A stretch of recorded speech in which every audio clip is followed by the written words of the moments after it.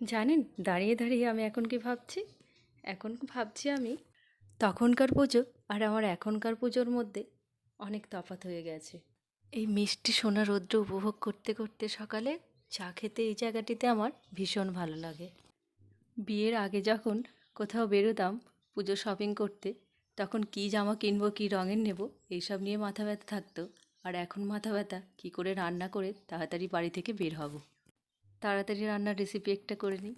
ভাতটা প্রায় অর্ধেকের বেশি হয়ে এসেছে, আর আমি আজকে করব ডিমের ঝোল, আর সাথে আছে কইভোলা মাছের ঝাল।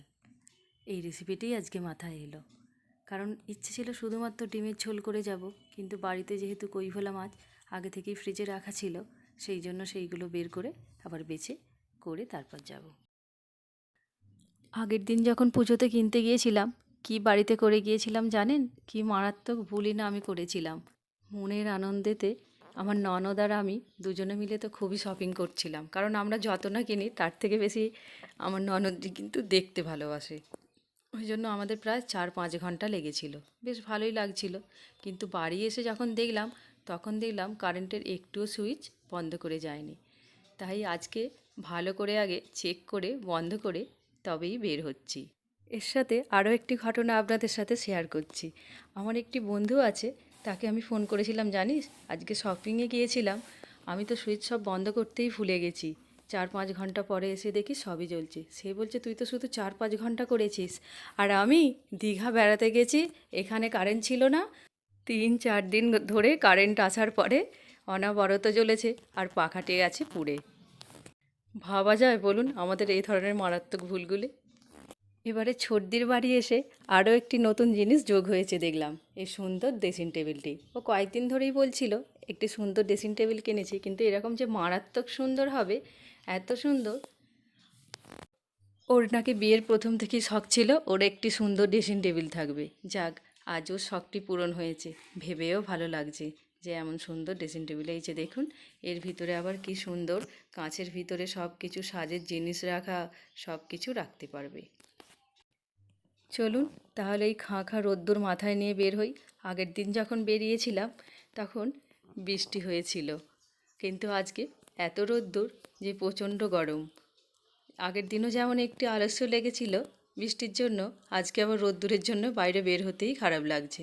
এই যে আমরা এখন শপিং মলে এসে হাজির হয়ে গেছি, আর নানান ধরনের মেয়েদের জামার কালেকশান দেখছি। এখানে ছেলেদের থেকে মেয়েদের জামার কালেকশানটাই বেশি নজর পড়ছে। এই যে দেখুন কত রকমের শাড়ি। কিন্তু আজকে এমন একটা সাইট নিয়ে বেরিয়েছি, বলবো অবশ্যই ভালো সাইট, সঙ্গে সঙ্গে দেখছি আর জিনিস পছন্দ হয়ে যাচ্ছে। আমরা নিজেদের মধ্যেই আলোচনা করছি, সত্যি আজকে এত জিনিসগুলো ভালো দেখাচ্ছে যে সাথে সাথেই আমরা পছন্দ করে নিচ্ছি। পুজোর সময় তো প্রায় 2 ঘন্টা কেনাকাটির পর আমাদের জিনিস আজকে খুব সহজেই পছন্দ হয়েছে, এই জন্য আমরা বাড়ি চলে এসেছি। আসুন তো ছর্দির ফ্রিজটা একটু খুলে দেখে নিই, আর বাচ্চাদের খাবারগুলোও বের করে নিই সাথে। এই যে দেখুন, আইসক্রিম, কোল্ড ড্রিঙ্কস, নানান ধরনের মিষ্টিতে ছর্দির ফ্রিজ সব সময় পরিপূর্ণ থাকে। আর আমাদের বাড়িতে যদি ফ্রিজ দেখেন, সেখানে কিন্তু এর বদলে শুধুই পাবেন সবজি, সবজিতে ঠাসা।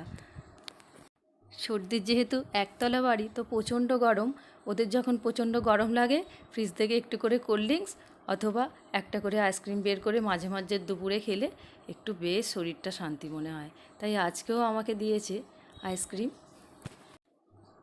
এই যে সুন্দর শাড়িটা দেখছেন, এটি আমাদের ছর্দির ছেলে বাবান ওকে এনে দিয়েছে। আমাদের এখানে বাগনান বলে একটি জায়গা আছে, ওখানে ওরা 4-5 জন বন্ধু গিয়েছিল, সবাই সবার মায়ের জন্য নিয়েছে, ওই জন্য ছর্দির জন্য এই শাড়িটি নিয়েছে।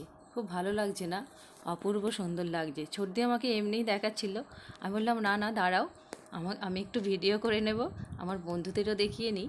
শাড়িটি দেখুন, এই যে ব্লাউজ পিস, এটি বেশ সুন্দর। ও ভাবছে ব্লাউজ পিস করাবো, আমি বললাম না না থাক, এখন তো সুন্দর সুন্দর ব্লাউজ পিস কিনতেও পাওয়া যাচ্ছে।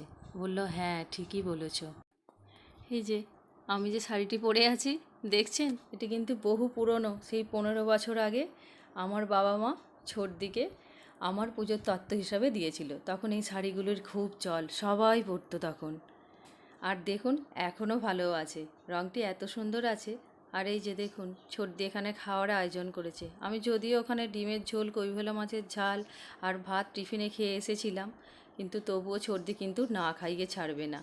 তাহলে আজকের ভিডিওটা এখানেই রাখছি। নমস্কার।